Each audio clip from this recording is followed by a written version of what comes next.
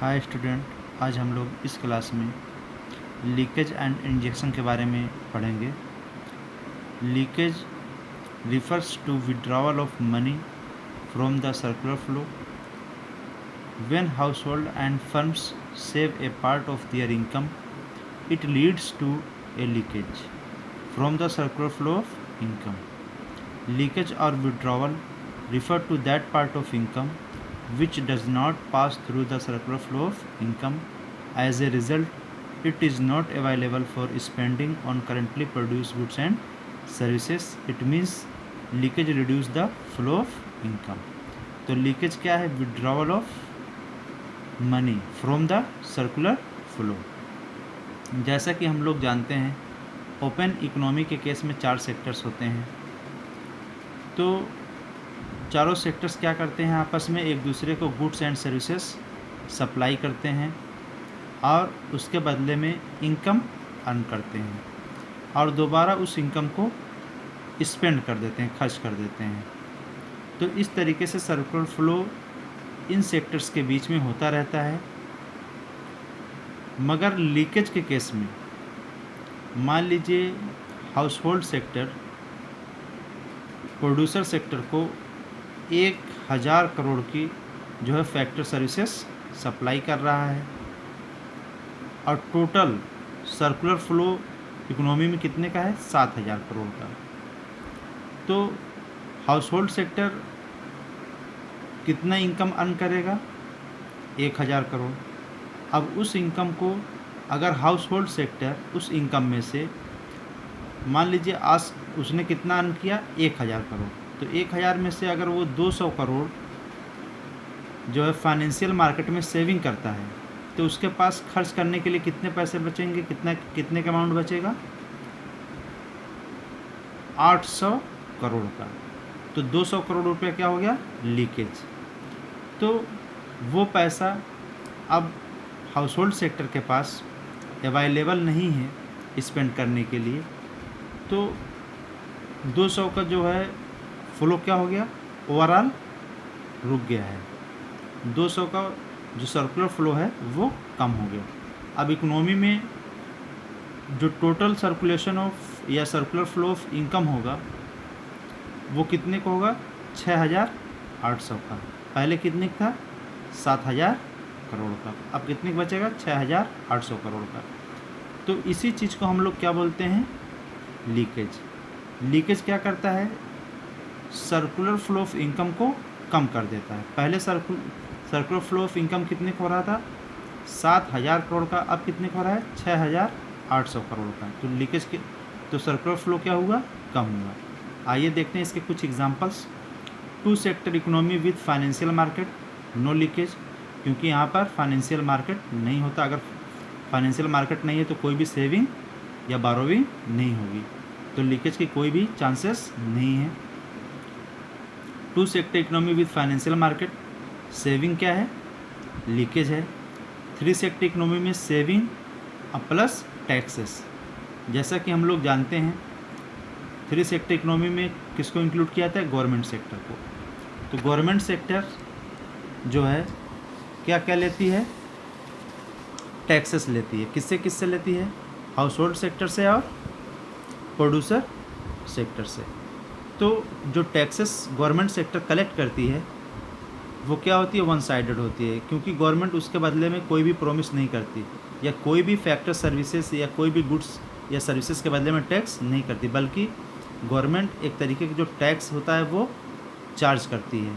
तो ये one sided है। तो ये भी एक तरीके क्या है? लीकेज।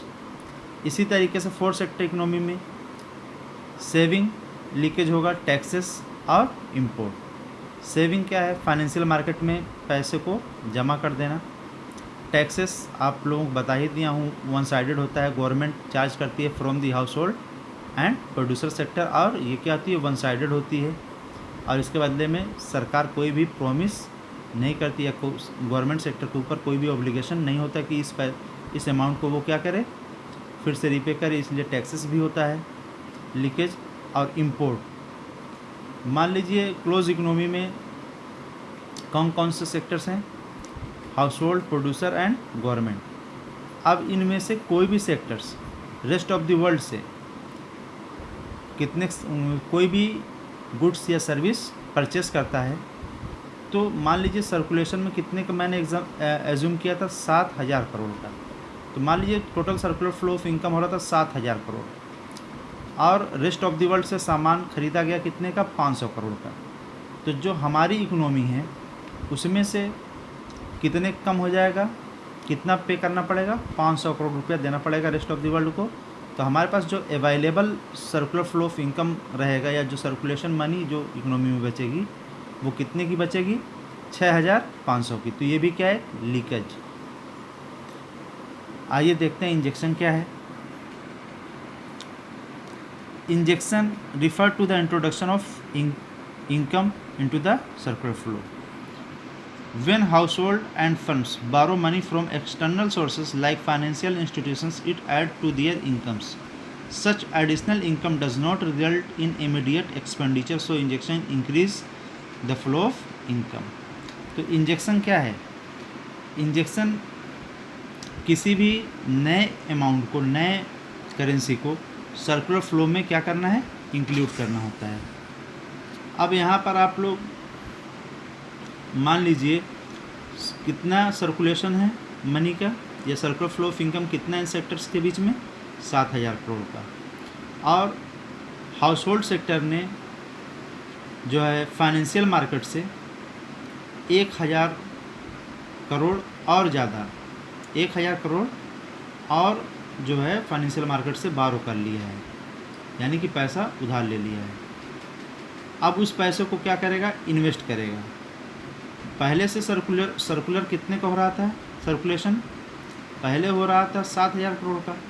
अब हाउस होल्ड सेक्टर ने और ज़्यादा इंट्रोड्यूस कर दिया है, नई जो एडिशनल कैपिटल है और ज़्यादा लगा दिया। तो अब कितने का हो जाएगा सर्कुलेशन, 8,000 करोड़ का। तो इससे जो सर्कुलर फ्लो है, सर्कुलर फ्लो ऑफ इनकम, वो इंक्रीज हो जाएगा। तो इसको हम लोग क्या कहते हैं, injection.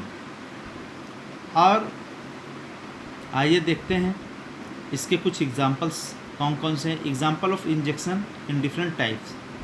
To sector economy without financial market, no injection, कोई भी इंजेक्शन नहीं होता।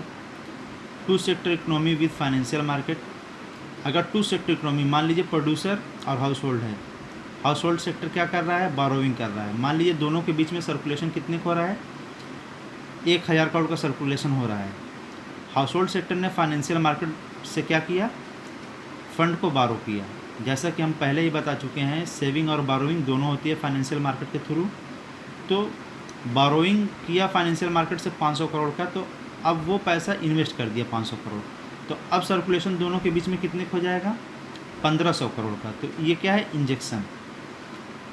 उसी तरीके से थ्री सेक्टर इकोनॉमी में investment plus government expenditure. Government क्या करती है, अगर अपने खर्च को बढ़ा देती है तो इससे जो सर्कुलर फ्लो ऑफ इनकम है वो भी क्या हो जाएगा, इंक्रीज हो जाएगा। उसी तरीके से फोर्थ सेक्टर इकोनॉमी में इन्वेस्टमेंट प्लस गवर्नमेंट एक्सपेंडिचर और plus export. House hold sector, government sector और प्रोड्यूसर सेक्टर, इन तीनों में से अगर कोई भी अपनी सर्विसेज या गुड्स को जो है सप्लाई करता है रेस्ट ऑफ द वर्ल्ड को, तो उसके बदले में रेस्ट ऑफ द वर्ल्ड से क्या मिलेगा, इनकम रिसीव होगी।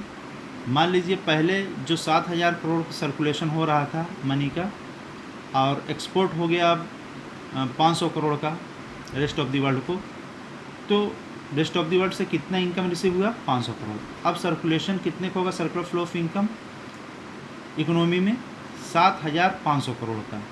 तो इस तरीके से जो सर्कुलर फ्लो है वो क्या हो गया, इंक्रीज़ हो गया। तो इंजेक्शन और लीकेज यही होता है। और मैं उम्मीद करता हूँ कि आप लोगों को ये टॉपिक सही तरीके से समझ में आ गया होगा। और ये एडिशनल चीज़ें थी, आप लोगों को क्लास 12 लेवल पर सिर्फ 2 सेक्टर इकोनॉमी के बारे में पढ़ना है, 3 सेक्टर इकोनॉमी और 4 सेक्टर इकोनॉमी के बारे में नहीं पढ़ना है। ये मैं आप लोगों की जो है नॉलेज के लिए इस वीडियो को अपलोड कर दिया हूँ। 3 sector, 4 sector, leakage and injection. मगर आप लोगों को सिर्फ आप लोगों के सिलेबस में 2 सेक्टर इकोनॉमी है, आप लोग 2 सेक्टर्स पर ही ज़्यादा फोकस करें। Thank you very much for watching this video.